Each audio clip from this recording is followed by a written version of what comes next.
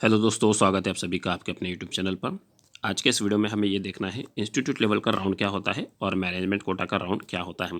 ये दोनों भी चीज़ को समझने के लिए आपको वीडियो को एकदम लास्ट तक देखना है। अगर आपको कुछ क्वेश्चंस है आपके माइंड में तो आप हमारे कमेंट बॉक्स में मेंशन कर सकते हैं। हम सारे क्वेश्चन के आपके जवाब देंगे। चलिए शुरुआत करते हैं आज के इस वीडियो को। सबसे पहले इंस्टीट्यूट लेवल राउंड और then management quota. Institute level का जो राउंड है इसके लिए भी आपको क्या करना है, सीईटी एग्ज़ाम देनी है। यानी कोई बच्चा सोच रहा होगा कि भाई मैं इंस्टीट्यूट लेवल पे राउंड पे जो एडमिशन लूँगा तो और उसने सीईटी नहीं दी है तो उसका एडमिशन नहीं होगा, क्योंकि सीईटी देना मस्ट है। सीईटी के बिना आपका एडमिशन नहीं हो सकता है। ओके, अब यहाँ पे दूसरा जो पॉइंट है वो है कि फाइनल कैप राउंड के बाद इंस्टीट्यूट लेवल का राउंड होता है। अब ये राउंड कब चालू होता है, तो एकदम फाइनल राउंड जब होता है, जैसे कि अभी इस साल एलएलबी 5 ईयर के लिए 3 राउंड होने जा रहे हैं। कितने? 3 राउंड। तो तीसरे राउंड के बाद जो चौथा राउंड होगा तो वो क्या होगा, फाइनल राउंड होगा, और उसको ही क्या कहा जाता है, इंस्टीट्यूट लेवल का राउंड कहा जाता है। वहीं अगर हम बात करें एमएच सीईटी में मैनेजमेंट कोटा की, तो वहाँ पर भी आपको क्या करना है, सीईटी देना है। यानी देखो, सीईटी के बिना आपका काम नहीं होगा, सीईटी देना आपको ज़रूरी है।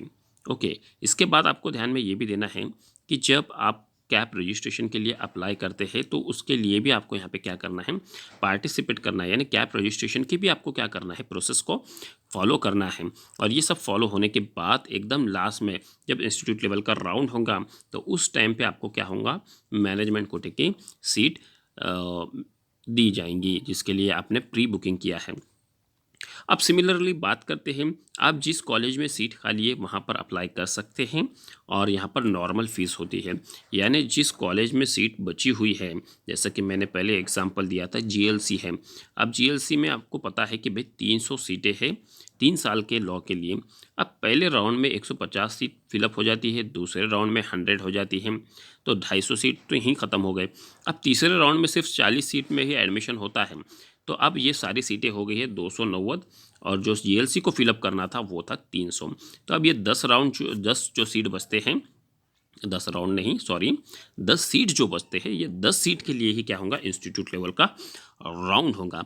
अब यही यहाँ पर क्या होगा, 10 स्टूडेंट को उनको क्या करना है, फिलअप करना होता है, और इसके लिए फिर उन्होंने क्या करते हैं, इंस्टीट्यूट लेवल का राउंड रखते हैं, उसमें वे उतर जाते हैं। अब यहाँ पे 10 स्टूडेंट जो बचे हैं उनका जो एडमिशन होना है, तो इसकी जो फ़ीस जो है वो नॉर्मल ही फ़ीस होंगी। यानी फ़ीस यहाँ पे ज़्यादा नहीं होंगी। जो पहले राउंड में बच्चे का एडमिशन हुआ, जो पहले राउंड में पहले बच्चे का एडमिशन हुआ, वही लास्ट राउंड का जो लास्ट बच्चा है 300 वाला बच्चा, उसका भी एडमिशन के लिए यहाँ पे सेम फ़ी होगी। कोई फ़ी में बदल नहीं होगा, भले वो इंस्टीट्यूट लेवल से एडमिशन लेता हो। तो इसके बाद आपको एक चीज़ और ध्यान में रखनी है कि भाई जब मैनेजमेंट कोटा की अगर हम बात करते हैं तो मैनेजमेंट कोटा में आपको प्री बुकिंग करना पड़ता है, यानी एडवांस बुकिंग करना पड़ता है आपके सीट की। इसके लिए आपको क्या करना पड़ता है, इसके लिए आपको जो कोई भी कॉलेज में प्राइवेट जो कॉलेज होते हैं वहाँ पे अगर मैनेजमेंट कोटा है तो आपको वहाँ पे विज़िट करके आपकी सीट बुक करना पड़ेगी, और आपको क्या करना पड़ेगा, ज़्यादा पैसे देना पड़ेगा। आपको कुछ एडवांस पैसे देना पड़ेंगे जो थोड़े ज़्यादा हो सकते हैं, और वो ज़्यादा पैसे देते हुए आपने आपकी सीट को क्या करना है, फिलअप कर लेना है और प्री बुकिंग कर लेना है। इसके बाद यहाँ पे आपको इंस्टीट्यूट लेवल पे राउंड पे ये देखने को मिला, ये लेवल पे एडमिशन ऑल कॉलेज में होते हैं।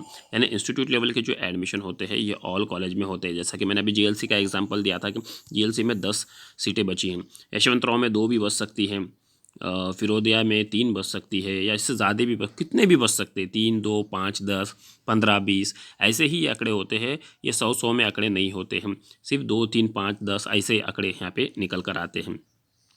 इसके बाद अगर ये जो कुछ भी सीटें बचती है 10, 2, 3, तो यहाँ पर भी अगर आपको एडमिशन लेना है तो आपके मेरिट के मार्क्स जो है यही आपको यहाँ पर क्या करेंगे, एडमिशन दिला के देंगे। आप बोलेंगे सर मेरे को 30 मार्क है और मेरे को इंस्टीट्यूट लेवल पर राउंड में एडमिशन दिला के दो, तो पॉसिबल नहीं है, क्योंकि ये मेरिट के हिसाब से चलेगा। 70 मार्क, 80 मार्क, 90 मार्क वाले जो बच्चे हैं और जिसने इसको अप्लाई किया है तो उनको ही यहाँ पे क्या होगा, एडमिशन मिलेगा। जैसा कि डीएलसी में 10 सीटें खाली थी और 100 लोगों ने अप्लाई कर दिया इंस्टीट्यूट लेवल के राउंड पे, तो अब ये टॉप 100 में से जो टॉप 10 है उनको ही क्या मिलेंगी, यहाँ पे सीटें मिलेंगी। फिर अब उनके मार्क कितने भी हो सकते हैं, 70 हो सकते हैं, 80 हो सकते हैं, या उससे ज़्यादा भी हो सकते हैं, या 100 प्लस भी हो सकते हैं। इसके बाद अब मैनेजमेंट कोटा से हम बात करते हैं तो मैनेजमेंट कोटा की सीट जो होती है ये सब कॉलेज में नहीं होती, यानी जितने भी प्राइवेट कॉलेज हैं वहाँ पर आपको ये सीटें देखने को मिल सकती हैं। बट गवर्नमेंट वाला जो कॉलेज है या गवर्नमेंट एडेड जो कॉलेज जो है, तो वहाँ पर आपको ये सीट देखने को नहीं मिलती है। यहाँ मेरिट पे मार्क्स, जो मेरिट मार्क्स होते हैं ये नहीं देखे जाते हैं। जैसा कि मैंने यहाँ आपको बताया था कि भाई मैनेजमेंट इंस्टीट्यूट लेवल के राउंड पे मेरिट पे आपका एडमिशन होता है, तो यहाँ पे मेरिट पे नहीं होता है, यहाँ पे आपके पैसे देखे जाते हैं। आपने पैसे कितने दिए हैं, 50,000 दिए, 60,000 दिए, 5 लाख दिए, 10 लाख दिए, जो कुछ भी है मुझे नहीं पता, उतने पैसे आपके देखे जाते हैं और आपको एडवांस में ही आपकी सीट जो है वो फिक्स कर ली जाती है।